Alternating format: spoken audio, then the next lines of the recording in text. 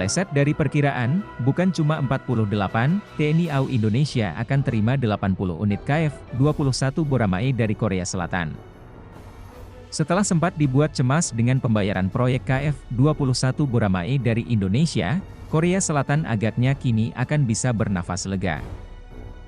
Dikutip dari kantor berita berbahasa Korea Daily Indonesia yang menerbitkan sebuah artikel pada 15 Februari 2022, perkiraan pembayaran biaya proyek KF-21 Boramae oleh Indonesia beredar. Hal ini tentu bakal bikin pejabat Korea Selatan girang. Kang Eun-ho, Direktur Administrasi Program Akuisisi Pertahanan, DAPA, mengunjungi Indonesia pada akhir bulan lalu. Dilaporkan bahwa Menteri Pertahanan Prabowo mengatakan bahwa tunggakan 800 miliar won pada KF-21 akan diselesaikan untuk sampai batas tertentu di paruh pertama tahun ini, tulis Daily Indonesia dalam artikelnya. Rakyat Korea Selatan sempat bertanya-tanya hingga harus ditenangkan oleh pejabat DAPA kenapa Indonesia bisa membeli Rafale Prancis sementara KF-21 Boramae dibayar cicil. Hal ini seperti dikutip zonajakarta.com dari artikel terbitan The Jung-ang pada 10 Februari 2022.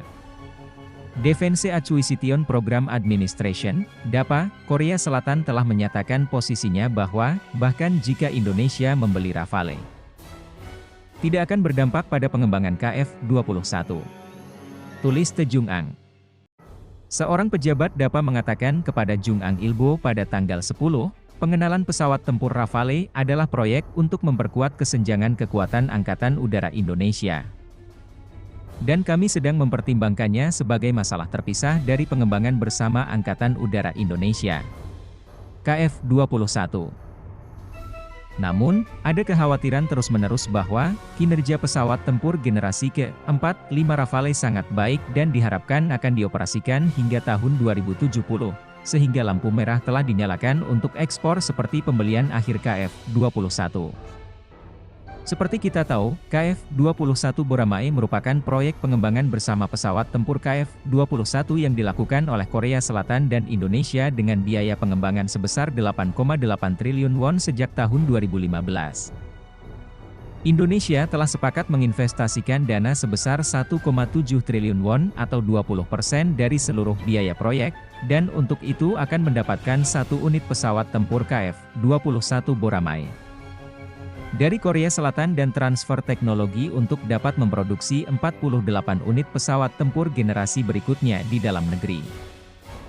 Akan tetapi, Indonesia menangguhkan pelunasan biaya tersebut sejak semester kedua tahun 2017 dan Presiden Jokowi dalam kunjungannya ke Seoul pada 2018 lalu sempat meminta perundingan kembali terhadap biaya proyek KF-21 Boramae.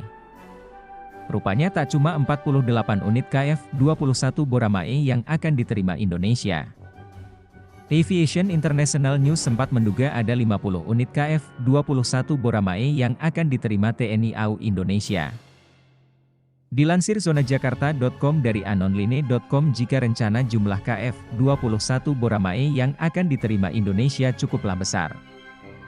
TNI AU mengharapkan untuk menerima pengiriman sekitar 50 berdasarkan rencana saat ini, tulis anonline.com yang dirilis pada 12 Februari 2022.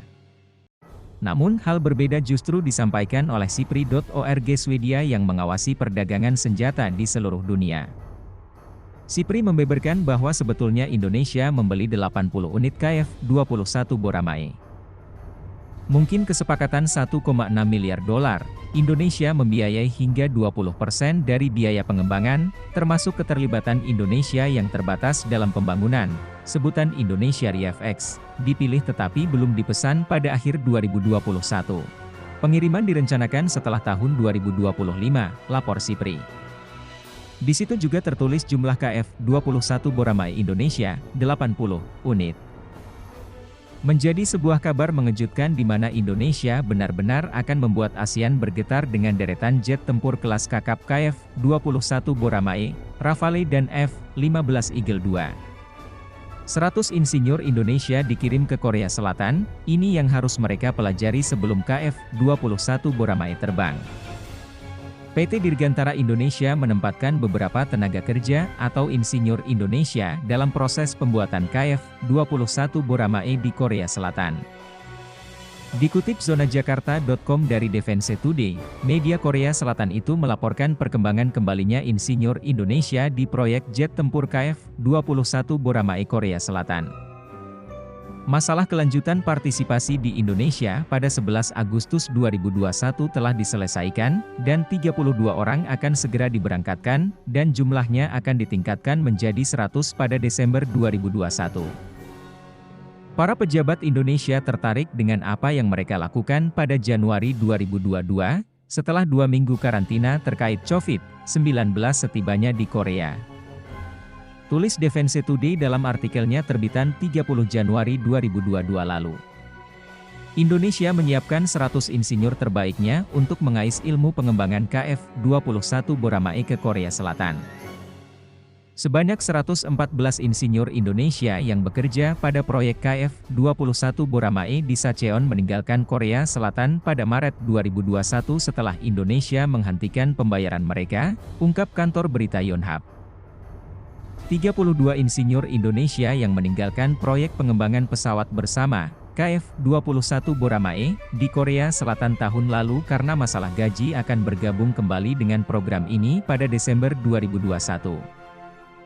Kepala Defense Acquisition Program Administration, DAPA, Korea Selatan, Kang Eun-ho yang bertanggung jawab atas segala proyek jet tempur KF-21 Boramae mengadakan pertemuan dengan para pejabat Indonesia pada November 2021 lalu.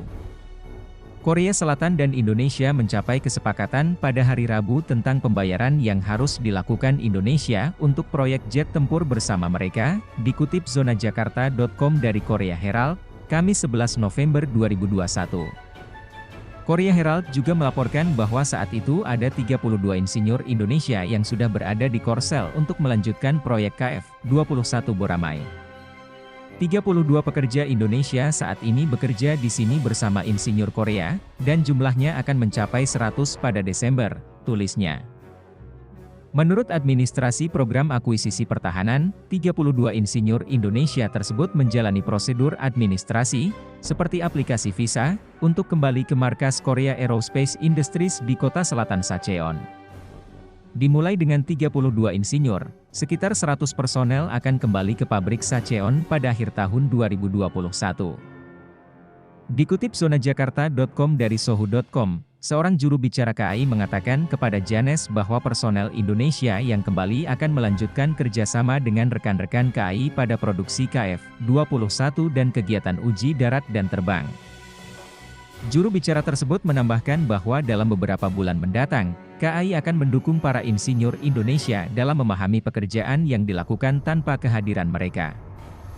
Pembelajaran bahasa Korea juga sedang dipertimbangkan.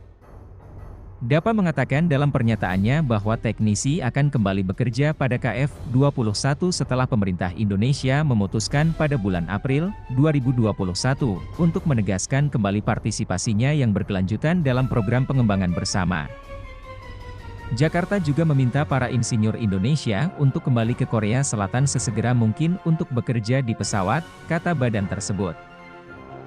Sebagai tanggapan, pemerintah Korea Selatan sepakat bahwa kembalinya teknisi Indonesia diperlukan untuk menstabilkan program pembangunan bersama, kata DAPA, tulis sohu.com dalam artikelnya terbitan 13 Agustus 2021.